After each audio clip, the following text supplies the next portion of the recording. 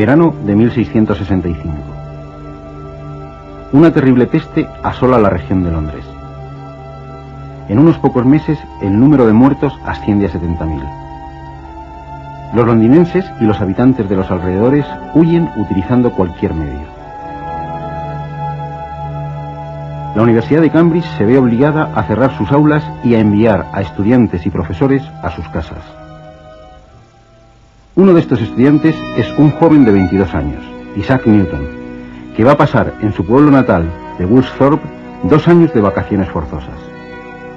Las vacaciones más fructíferas de la historia de la ciencia. A lo largo de estos meses, Newton va a concebir, experimentar y desarrollar sus geniales ideas sobre la naturaleza de la luz, sobre la gravitación universal y sobre el método de las fluxiones.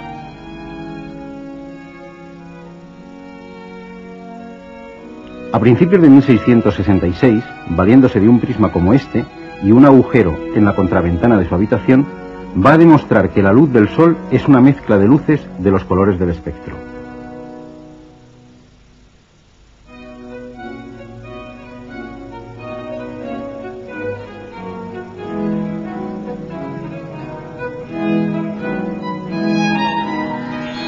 Estas investigaciones sobre la luz le conducirán a diseñar un nuevo modelo de telescopio, mucho más corto, que utiliza espejos en lugar de lentes, con lo que evita la dispersión de los colores, la aberración cromática.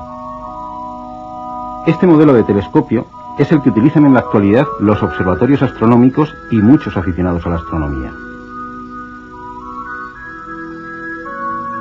Este telescopio es el que va a proporcionar a Newton su primer reconocimiento internacional y su ingreso en la Royal Society. En 1672 publicará su teoría de los colores de la luz.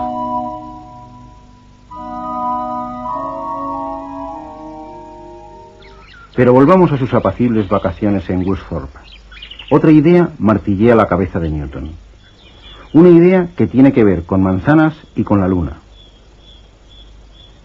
La fuerza que hace que una manzana caiga al suelo es la misma que mantiene a la luna en su órbita alrededor de la Tierra. De hecho, la luna también está cayendo hacia la Tierra. Con las medidas de la época del radio terrestre y la distancia a la luna, el joven Newton llega a calcular esta velocidad de caída con una gran precisión, 1/20 de pulgada por segundo. Sin esta caída, la luna, según el principio de inercia, abandonaría su órbita en línea recta, algo que muchos conductores han experimentado al tomar una curva con excesiva velocidad.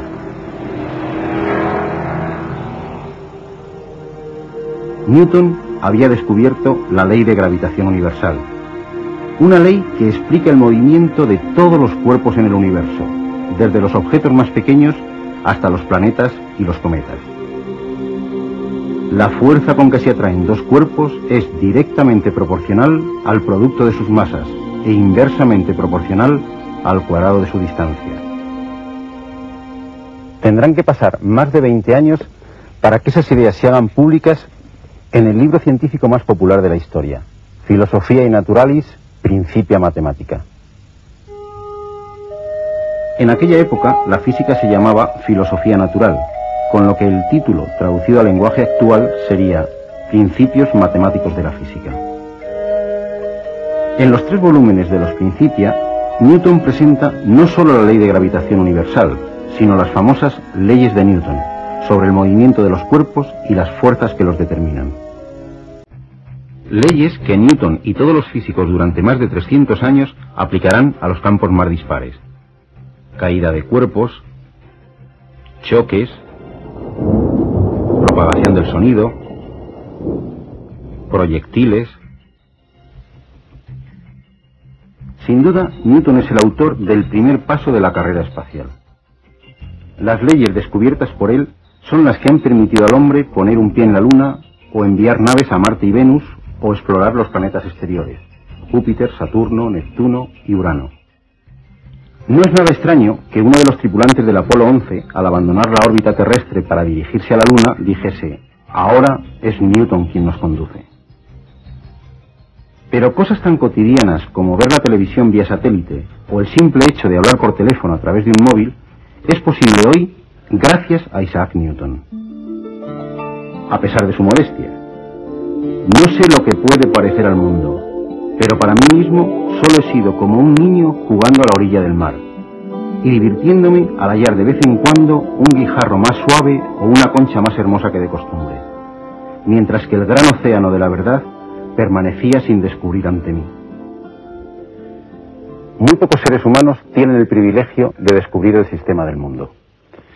Pero Newton, para desarrollar sus ideas sobre mecánica y sobre el movimiento de los cuerpos, necesita de unas matemáticas más potentes que las que él encuentra a su llegada a Cambridge. Ya en los 18 meses de vacaciones forzosas en Woolsthorpe, Newton realiza una aportación que por sí sola le habría hecho pasar a la historia de las matemáticas, lo que más tarde se llamará el binomio de Newton. El binomio de Newton tiene que ver con el desarrollo de potencias de expresiones de este estilo, a más b elevado a n.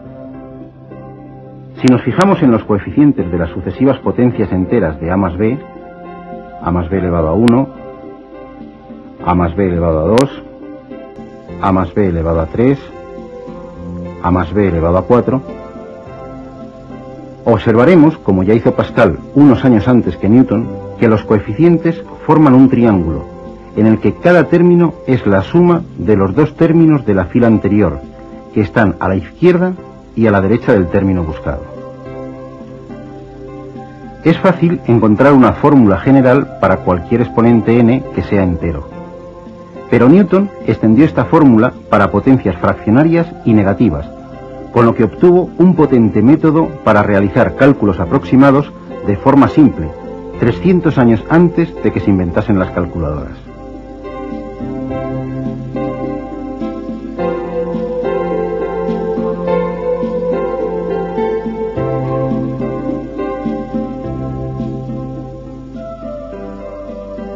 Este método le será a Newton de gran ayuda para abordar los tres grandes retos de las matemáticas a mediados del siglo XVII. Los problemas de máximos y mínimos, el cálculo de la tangente a una curva y el cálculo del área encerrada bajo una curva, es decir, el problema de las cuadraturas.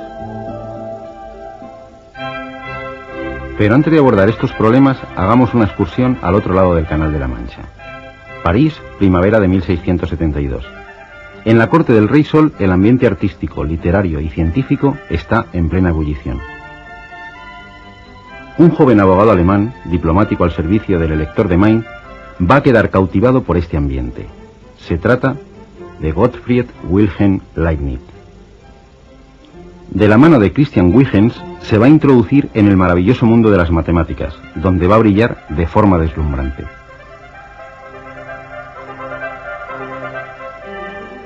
En 1676, Newton le mandará por carta su fórmula del binomio para potencias fraccionarias y negativas.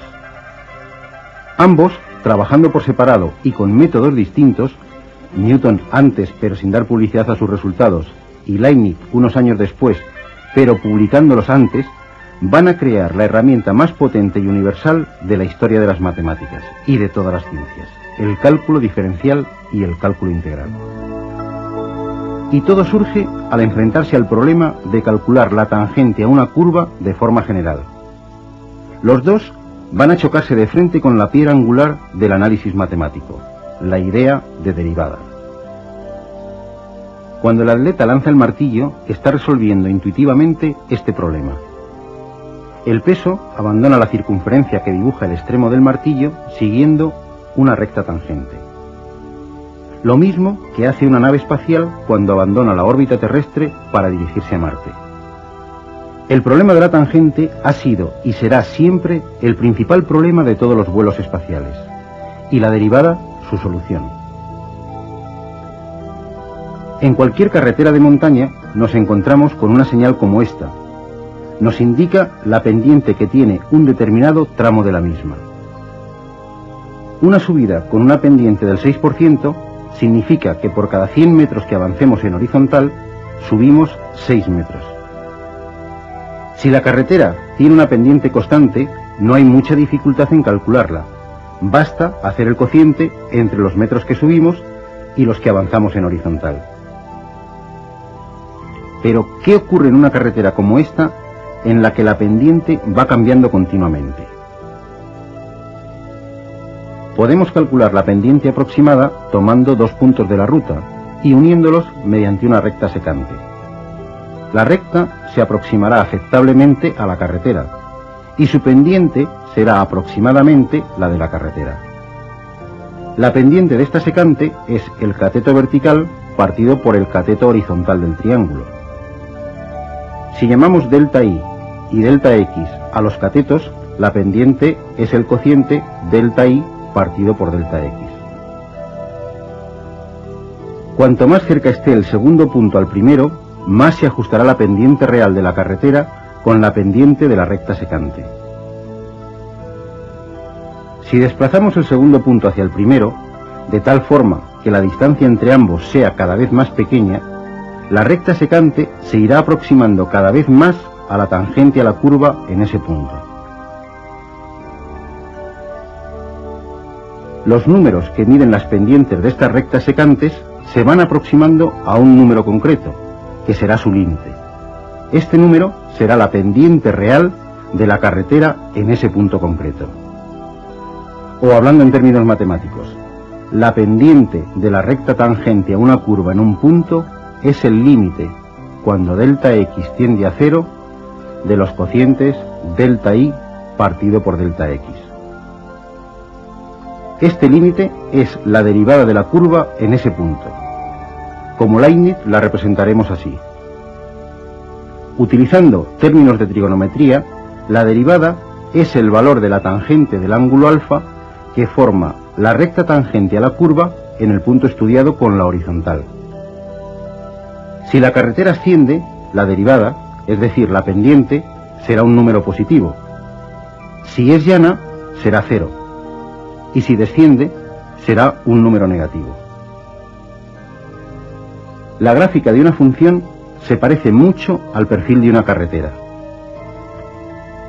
De hecho, Newton imaginaba las curvas como fluentes, lo que fluye, es decir, como la línea que dibujaba un punto al desplazarse a lo largo de un tiempo determinado.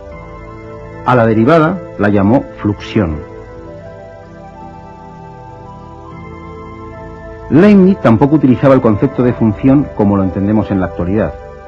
Para él, una curva estaba formada por un número infinito de tramos rectos infinitamente pequeños. En cada uno de ellos, la diferencial de y es la derivada m por la diferencial de x. A pesar de haber llegado casi al mismo tiempo a la idea fundamental del cálculo diferencial, la derivada, los caminos seguidos son completamente distintos. Y sin embargo, Newton y Leibniz van a ser los protagonistas de uno de los litigios más lamentables en la historia de las matemáticas, la polémica sobre la paternidad del cálculo. Una polémica subida de tono, con acusaciones de plagio y descalificaciones por ambas partes, que va a significar la ruptura de las matemáticas británicas con las del continente durante casi 2 siglos. Con la idea de derivada, dos de los problemas irresolubles hasta ese momento se convertían en simples rutinas al alcance de cualquier estudiante de secundaria. Pero no solo habían resuelto estos problemas, habían abierto la puerta a la ciencia moderna, aportando la herramienta para estudiar los fenómenos más dispares en los más diversos campos. Pero volvamos a finales del siglo XVII. Aún queda un serio problema por resolver, el de las cuadraturas, es decir, cómo calcular el área de una figura limitada por curvas. Curiosamente, este problema ya había sido resuelto por Arquímedes 2000 años antes. Kepler, Fermat y Descartes también habían encontrado las áreas y volúmenes de numerosas figuras y cuerpos curvos. Pero hacía falta un método general para encontrar el área encerrada por cualquier curva. Y este método general lo van a encontrar Newton y Leibniz a través de la idea de integral. El mecanismo recuerda el utilizado por Arquímedes. Para calcular el área encerrada por la función y igual a f de x entre los puntos de abscisa a y b, basta con dividir el segmento AB en intervalos más pequeños. Si levantamos rectángulos cuyas bases sean esos intervalos y cuya altura llegue hasta la gráfica, la suma de las áreas de los rectángulos será ligeramente menor que el área encerrada por la curva. Si aumentamos indefinidamente el número de intervalos, de longitud cada vez más pequeña, la suma de las áreas de los rectángulos se aproximará cada vez más al área de la curva. El límite de esas sumas será en efecto el área encerrada por la curva. Y este proceso nos sirve para cualquier curva continua. A este límite de las sumas lo llamó Jean Bernoulli integral, y Leibniz adoptó la notación que usamos en la actualidad. Pero calcular esas sumas y su límite puede ser un proceso complicado según la curva que tratemos. La genial idea que Leibniz y Newton tuvieron por separado fue estudiar directamente la función área y constatar que la derivada de la función área coincidía con la función de la curva. Leibniz y Newton habían descubierto lo que desde entonces se llama teorema fundamental del cálculo, que la diferenciación y la integración son operaciones inversas, es decir, las dos caras de una misma moneda. Newton tuvo en vida un prestigio y un reconocimiento social aún mayor que el que pudo tener Einstein en nuestro siglo. Como los reyes y muy pocos nobles, fue enterrado en la abadía de Westminster.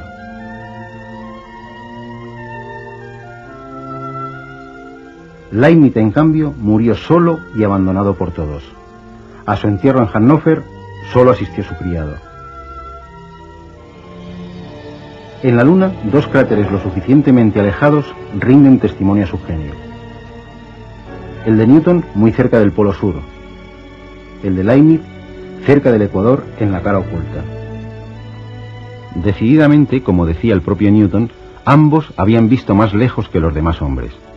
Cierto es que estuvieron subidos a hombros de gigantes, Galileo, Kepler, Fermat, Descartes y Barrow. Pero solo la mirada de dos genios pudo llegar a ver tan lejos.